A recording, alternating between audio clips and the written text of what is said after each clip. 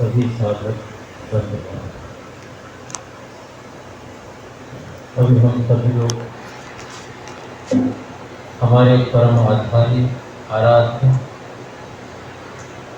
सद्गुरु हुजूर मालिक साहब के जीवन वृत्तांत के कुछ अंश श्रवण कर रहे हैं। ये जीवन की घटनाओं के बारे में अग्रवाल साहब ने अंश दिए जो उनके अध्ययन काल में सरदार से स्कूल में घटे थी, क्योंकि वो बचपन से ही त्याग का जो संस्कार था वो साधना से जुड़ा हुआ संस्कार, भक्ति से जुड़ा हुआ संस्कार, योग से जुड़ा हुआ संस्कार, जिसके कारण वो हमेशा किले पे भी एकांत में जाकर के बैठ जाया करते थे और कई पद्यों की रचना उस बाल्य अवस्था में महाराज जी के द्वारा वर्णित हैं, जो स्वतः प्रकट हुई। उस जमाने में ना कोई साधन था, ना कुछ था, चंद्रमा बुध और ग्रहों के बारे में जानने।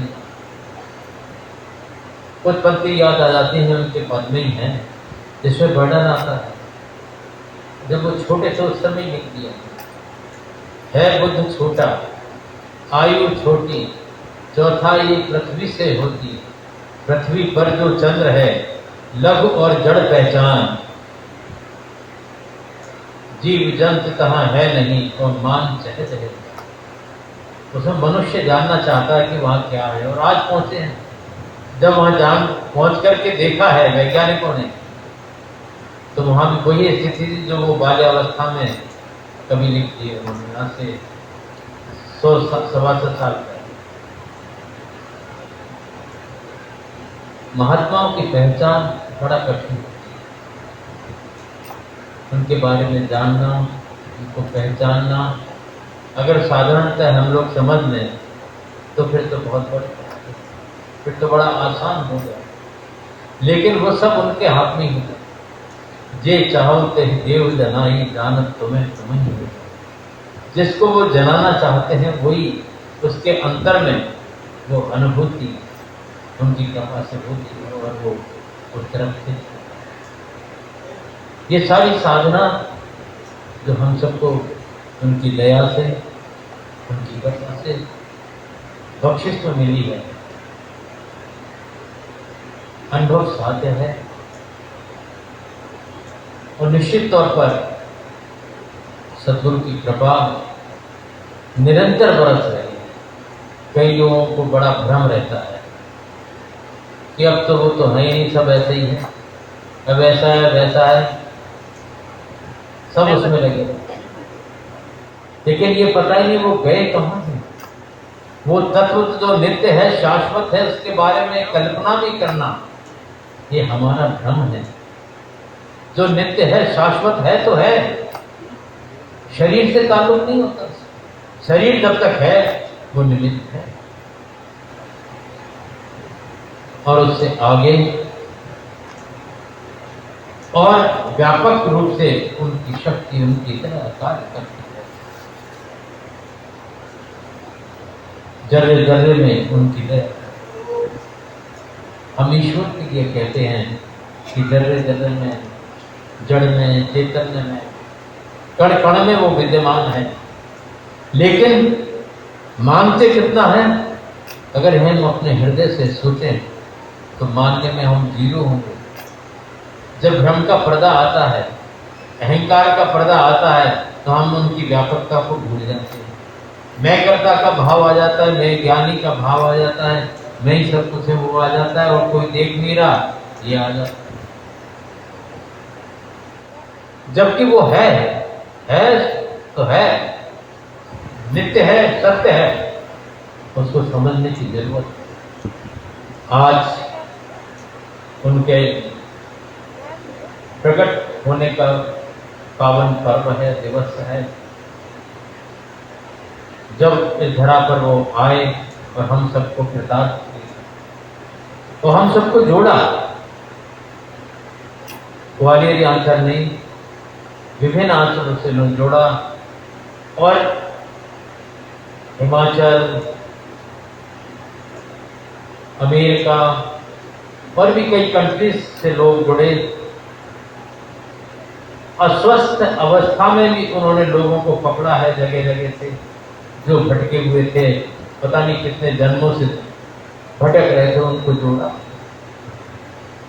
और आज भी उन्हीं की दया, उन्हीं की कृपा जोड़ने का काम कर रहे हैं। हमें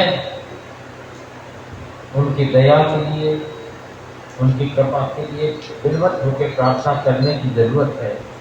अहंकार युक्त होकर के नहीं, समर्पण के साथ, विश्वास के साथ, भक्ति के साथ जब हम उनको पुकारेंगे तो आज भी उनकी दया से सारे कार्य सब कुछ संपन्न होता है। जीव क्या कर सकता है? एक ठोकर लगती है और गिरा होता है। स्वप्न बहुत होते हैं लेकिन साकार नहीं हो पाते, उससे पहले बुलाना आ जाता है, तो हम उसमें भूले करते हैं। जो दया, जो कृपा हमारे मालिक ने बख्शिश में दी है, उसकी कीमत हमें समझना चाहिए और निरंतर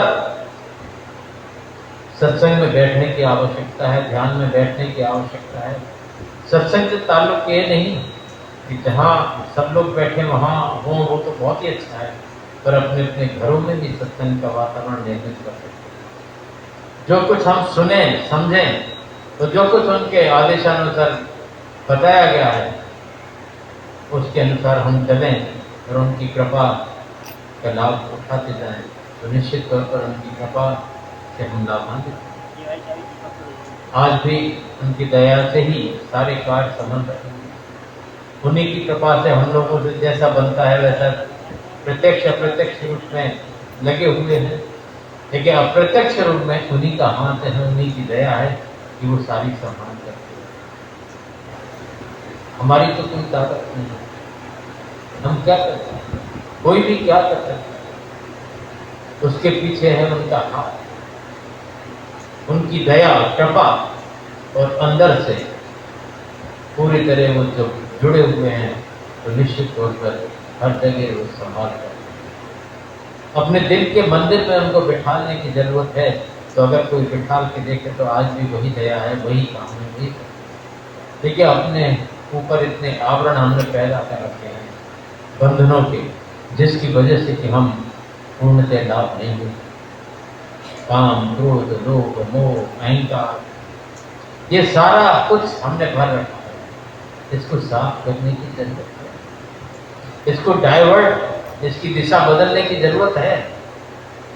तो उनकी कृपा का जागृत प्रत्यक्ष में अनुभव हमें होगा। जैसा कि कई बार एक छोटा सा दृष्टांत ध्यान आता है, उसमें कहा है कि एक बार समर्थ रामदास जी भिक्षा के लिए निकलते हैं, तो एक घर पर जाकर के नॉक करते हैं, खटखटाते हैं, तो एक महिला आती है। उन्होंने कहा कोई बाबा जी हैं, जाकर के भिक्षा उनको खिलाती है। जाते जाते महाराज जी से वो कहती है कि महाराज जी, आप तो इतने बड़े महात्मा हैं, साधु हैं, कुछ उपदेश तो हमें बता दीजिए जिसको कि हम जीवन में ग्रहण कर सकेंगे। तो कहा अच्छा, आपकी से जब आएंगे तब बताएं। कुछ समय उपरांत उन्हें उनका आगमन होता है। उस दिन उस महिला ने, उस परिवार ने के यहाँ खीर बनी, तो वो महिला खीर एक कटोरे में लेकर के आती है उनको देने के लिए भिक्षा में। तो महाराज जी अपना कमंडल आगे कर देते हैं, इसमें डाल देते। उसकी निगाह कमंडल में पड़ती है कि उसमें तमाम कचरा भरा हुआ है।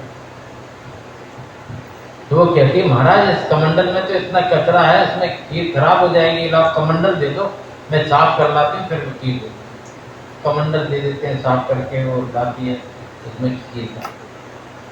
फिर उसने प्रश्न किया, महाराज आपने कुछ उपदेश नहीं बताया, आपने कहा था अगली बार आएंगे तब बताएंगे। कि उपदेश तो हो गया, अपने अंदर की गंदगी बाहर निकालो, और उसके लिए जगह बनाओ, तो निश्चित तौर पर उसकी कृपा का लाभ होगा और उसकी अनुभूति को। तो हमने अपने अंदर जाने क्या क्या भरा हुआ है, उनको निकालने की आवश्यकता है, वृत्ति को बदलने की आवश्यकता है, उसकी व्यापकता को समझने की जरूरत है। जब तक वो नहीं होगा, हम कितने भी मंदिर जाएं, मस्जिद जाएं, गुरुद्वारे जाएं, गिरजाघर जाएं, कुछ लाभ हमें नहीं होगा। सारा कुछ तो अपने अंदर है, उनकी दया उनकी कृपा ठहरे कहाँ। दिल का हुजरा साफ कर, जाना के आने के लिए, ख्याल गैरों का उठा उसको बिठाने के लिए। एक दिल, दिल तो एक ही है, एक दिल लाखों तमन्ना, उस पे और ज्यादा हवस, फिर कहाँ है ठिकाना उसको बिठाने। सद्गुरु की कृपा हम भी उनसे प्रार्थना करेंगे कि सब पर सदैव बनी रहे।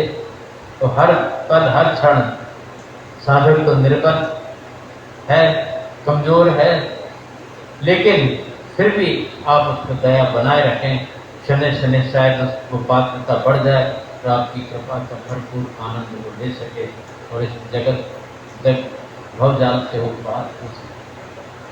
सद्गुरु कृपा सदैव बनी रहे और उसका अनुभव हम सब साधन करते रहें, उनसे प्रार्थना करते रहें और लगन लगाएं, ग्रह पैदा करें, प्रेम पैदा करें, सच्चाई के साथ लगें, विश्वास हो, भाव हो, सच्चा हो। एक बार भाव बना तो बना, विश्वास बना, चाहे कितनी भी कठिनाइयां हो, सबसे हटना।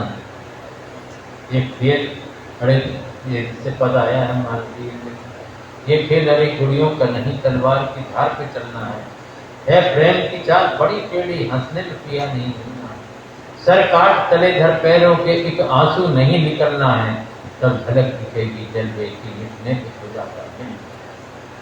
तो अपने को उस राह पे चलना है जहाँ की परमानेंट हो। यहाँ से जाने के बाद भी उनके चरणों में हमें जगह मिल जाए। जो सब चीज़ें यहीं रहने वाली हैं और शरीर के साथ ही हैं और वहीं छूट जाएंगी, उनसे लगाव इतना नहीं होना चाहिए। उस मालिक से, परमात्मा से लगाव इस कदर होना चाहिए ताकि अपनी यात्रा पूरी हो सके और उनके जगह चरणों में हमें मिल सके।